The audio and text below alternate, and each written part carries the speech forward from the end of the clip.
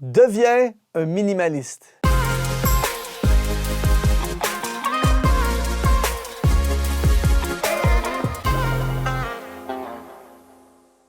Bienvenue sur exponentiel.net, ici Luc Dumont. Aujourd'hui, nous allons, dans les prochaines minutes, enlever sur vos épaules un fardeau, un poids. Vous allez être dans les prochaines minutes, vous allez être libéré d'un poids qui est lourd sur vos épaules.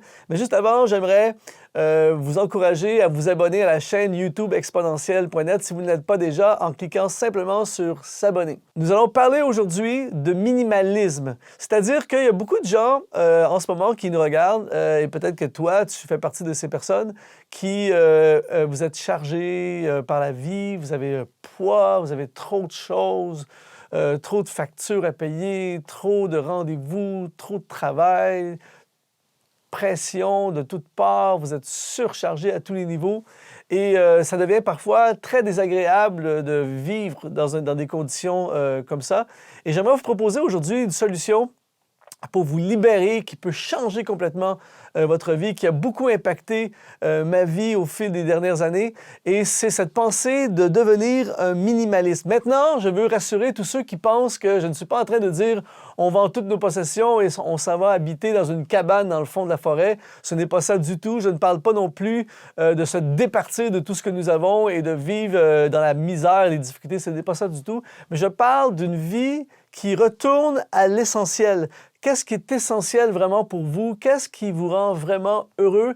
Et je réalise qu'il y a plein de choses que nous faisons et que nous avons dans notre vie qui viennent envahir littéralement notre vie et qui, dans le fond, ne nous rendent pas vraiment heureux et qui ne contribuent pas à notre vie. Et le minimalisme, en fait, vient de ramener un peu d'ordre dans ceci. J'aimerais regarder avec vous 5 étapes pour devenir un minimaliste. Premièrement, faire la liste de ce qui est le plus important pour nous dans la vie. Ce qui est important pour moi ne l'est peut-être pas nécessairement pour vous. Il y a des choses qui pour moi sont primordiales à ma vie et qui pour d'autres personnes n'ont aucune valeur et vice-versa. Et faites la liste de ce qui est le plus important pour vous, les gens les plus importants, les possessions les plus importantes. Par exemple, il y a des gens qui pour eux, une voiture, c'est fondamental, c'est hyper important. Pour d'autres personnes, c'est la technologie. Pour eux, ils sont fous de la technologie et c'est hyper important. Pour d'autres personnes, c'est manger des super repas incroyables. Pour des gens, c'est important et pour d'autres, c'est juste un moyen de se nourrir, voyez-vous? Alors, faites l'inventaire, la liste de ce qui est le plus important, les valeurs qui sont les plus importantes pour vous, les priorités. Qu'est-ce qui est vraiment prioritaire pour vous? Au-delà de tout, là, quelles sont les choses qui sont les plus prioritaires pour vous? Quelles sont les activités les plus importantes pour vous? C'est intéressant parce qu'il y a des gens qui pour eux, certaines activités, c'est prioritaire. Pour certaines personnes, lire, c'est fondamental. Et parfois, ils ne peuvent plus lire parce que leur vie est envahie par plein de choses et ils n'ont plus le temps de lire, alors que pour eux, c'est une priorité dans leur vie, lire. Voyez-vous? Alors, le minimalisme, c'est de faire l'inventaire et de regarder à ce qui est le plus important pour nous afin de voir tout ce qui n'est pas ou plus important et de se concentrer, en fait, sur ce qui est le plus important. Deuxième élément pour devenir un minimaliste, c'est de se départir de tout ce qui n'est pas nécessaire. C'est fou à quel point il y a des choses dans nos vies qui ne sont pas nécessaires. Par exemple, et là, je ne veux pas terroriser, mais je suis sûr que je vise plein de gens en ce moment. Par exemple, si vous ouvrez la porte du garde-robe chez vous et vous regardez tout ce qui est dans le garde-robe, est-ce que la chemise hawaïenne que vous avez achetée dans vos vacances dans le Sud en 2002 est encore utile dans votre garde-robe? Elle vole de la place à certaines choses. Il y a des trucs qui sont plus nécessaires. Vous savez, le fameux classique de la pièce de vêtements qu'on se dit éventuellement, elle va me refaire. Et on attend de perdre le 10 kilos pour pouvoir éventuellement la reporter, mais peut-être que vous ne la reporterez jamais. Et quand vous aurez perdu le 10 kilos, cette chemise-là ne sera plus à jour. Donc, il y a plein de choses comme ça, et c'est un exemple humoristique, mais il y a plein de choses dans notre vie qui prennent de la place et qui, parfois, deviennent un souci. Est-ce que c'est vraiment nécessaire pour certains d'entre nous d'avoir cette immense maison qu'il faut chauffer, entretenir, climatiser, nettoyer, payer les taxes? Est-ce que c'est vraiment nécessaire? Est-ce que c'est vraiment nécessaire pour tout le monde d'avoir 2 voitures? Est-ce que c'est nécessaire de me taper 3 heures de trafic à tous les jours pour gagner quelques milliers de dollars ou de quelques milliers d'euros supplémentaires? Est-ce que c'est nécessaire? Il y a toutes ces choses qui viennent envahir notre vie et parfois on est tellement dans le tourbillon qu'on ne peut plus se concentrer sur la réalisation de notre destinée et être vraiment heureux. Avons-nous vraiment besoin de toutes ces choses? Et le minimaliste se pose ces questions et tranquillement, à son rythme, il se départit de tout ce qui n'est pas nécessaire. Je n'ai plus besoin de posséder ces choses-là. Je n'ai pas besoin d'avoir 5 copies de cette chose-là. Je n'ai pas besoin d'avoir toutes ces choses qui m'envahissent, qui prennent la place et qui, dans le fond, ne me permettent pas d'aller plus loin et au contraire me ralentissent. Troisième particularité pour devenir un minimaliste, c'est de faire l'inventaire de nos relations. Nous ne mesurons pas parfois l'impact des relations. C'est-à-dire qu'il y a dans nos vies des gens qui sont des gens qui contribuent. Il y a dans nos vies des gens qui apportent, qui contribuent, qui nous tirent vers le haut, comme j'aime le dire souvent, qui nous inspirent, qui nous amènent plus loin, qui nous font passer des bons moments. Et il y a également des gens toxiques. Il y a des gens qui sont dans notre vie, malheureusement, qui nous écrasent, nous dévalorisent, prennent de notre énergie. En fait, eux, ils prennent. Et il y a des fois des gens qui sont dans notre vie qui sont malheureusement un surplus. C'est-à-dire que nous devons réaliser que pour entretenir des relations, il faut investir du temps. Et il y a beaucoup de notre temps, parfois, qu'on investit dans des relations qui finalement mènent nulle part ou des relations qui nous font du tort. Et là, OK, mardi, je dois avoir un tel.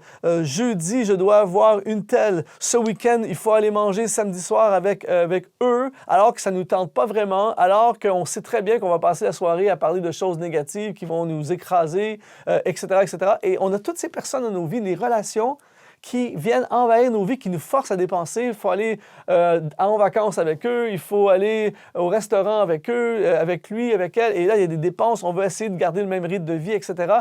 Et toutes ces relations-là, dans notre vie, viennent écraser parfois notre vie et bloquer la réalisation de notre destinée. Alors, le minimaliste fait l'inventaire de ses relations et tranquillement, en faisant attention de ne pas blesser qui que ce soit, mais tranquillement, il restreint ses relations aux personnes qui sont les plus importantes et les personnes qui sont essentielles dans sa vie. Il y a malheureusement des gens qui ne sont pas essentiels à notre vie et le minimaliste préfère avoir moins de relations, moins de personnes, mais de vivre quelque chose de vrai, de vivre quelque chose de profond et authentique et quelque chose qui amène plus loin. La quatrième caractéristique pour devenir minimaliste, c'est réviser nos habitudes de dépenses. Et là, mes amis, je vais toucher certains d'entre nous, je vais nous troubler certains d'entre nous.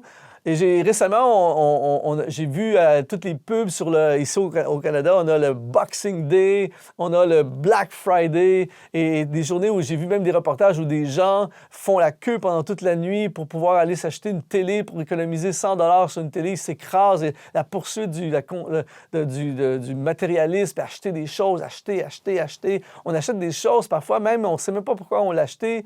Je l'ai acheté parce que ça avait l'air beau, je l'ai acheté parce que mon voisin l'a acheté. Je l'ai acheté parce que au cas où j'en ai besoin. Et on se retrouve à dépenser de l'argent. On dépense. Et finalement, on n'est pas plus heureux. Vous savez, on parle beaucoup parfois de l'alcoolisme ou de l'addiction à la drogue et ces choses-là qui viennent prendre beaucoup de place. Et les gens qui sont accros à la drogue ou l'alcool, c'est souvent pour combler un vide à l'intérieur. Mais il y a aussi, on peut être accro à la consommation. On achète pour se faire du bien. Et finalement, on s'aperçoit qu'on accumule des dettes, on accumule plein de matériel et puis dans le fond, est-ce qu'on a vraiment besoin de toutes ces choses-là? Le minimaliste n'est pas quelqu'un qui se prive nécessairement de quelque chose, mais qui se pose la question, est-ce que j'en ai vraiment besoin? Est-ce que j'ai vraiment besoin d'une 4e guitare, par exemple? Voyez-vous, on se pose la question, est-ce que j'en ai vraiment besoin? Et le minimaliste, lui, en fait, ne s'empêche pas d'acheter des choses, mais il achète ce qui est vraiment important pour lui. Donc, au lieu d'avoir 4 choses qui sont vraiment moyennes, il va acheter une chose, mais cette chose, elle est vraiment importante pour lui. Et au lieu d'acheter sous impulsion, il va acheter quelque chose auquel il a réfléchi. Par exemple, moi, je me suis donné la loi du 24 heures. Parce que quand je vais au magasin, je ne sais pas si c'est comme vous, mais quand je vais au magasin, tout à coup, je découvre des besoins. Hey, c'est vrai, j'aurais besoin de ça, j'aurais besoin. Et finalement, quand je me donne 24 heures pour réfléchir, 24 heures plus tard, je réalise que finalement, est-ce que j'en avais vraiment besoin? Et quand je passe le test du temps, souvent, si j'achète quelque chose que ça fait longtemps que j'ai réfléchi à cette chose, eh bien, c'est très rare que j'ai fait un mauvais achat en faisant ça. Mais lorsque c'est un truc impulsif, souvent, j'ai dépensé pour rien, j'ai acheté quelque chose que je n'avais pas besoin. C'est pas vraiment ça que j'avais besoin. Donc, le minimaliste révise sa méthode d'achat et sa façon d'acheter. La cinquième caractéristique pour ceux et celles qui veulent devenir des minimalistes, c'est ne plus vivre pour impressionner les autres, mais vivre pour être heureux. Voyez-vous, c'est fou en anglais, il y a une expression qui dit Keep up with the Jones. Essayez d'être comme la famille Jones, une famille fictive, mais on essaie d'être comme le voisin. On veut suivre le rythme du voisin. Le voisin s'achète une nouvelle voiture, on veut s'acheter une nouvelle voiture. Le beau-frère déménage, on veut déménager. Nos amis vont en vacances, on veut nous aussi aller en vacances. On veut faire la même chose que les autres, alors que les autres ne pensent pas vraiment à vous. Ils font leur truc et parfois, nous, on s'embête. On complique notre vie, on dépense trop d'argent, on s'endette, on se met des fardeaux sur nous-mêmes simplement pour être comme les autres. Le minimaliste, lui, son objectif, ce n'est pas d'impressionner des gens qui ne pensent pas à lui. Son objectif, c'est qu'est-ce que je peux faire pour être heureux? Qu'est-ce qui me rendrait heureux cette année? Est-ce que c'est d'aller en vacances à tel endroit ou ça serait de rester à la maison avec la famille? Pour certaines personnes, être heureux, c'est vraiment d'aller en vacances à un tel endroit. Pour d'autres personnes, c'est de rester à la maison avec la famille. Voyez-vous, je ne vais pas en vacances à tel endroit pour impressionner les autres ou pour faire comme les autres. Je vais en vacances à tel endroit parce que j'ai vraiment envie de le faire. Voyez-vous, c'est ça la différence entre le minimaliste et les gens en général. Alors, je veux vous encourager à vivre une vie où rien de ce que vous décidez ne se fait en fonction des autres. Le minimaliste prend des décisions en fonction de ce qu'il a vraiment envie de vivre et ce qui est vraiment essentiel et le plus important pour lui. Donc, en résumé, le minimaliste, c'est quelqu'un qui se focalise.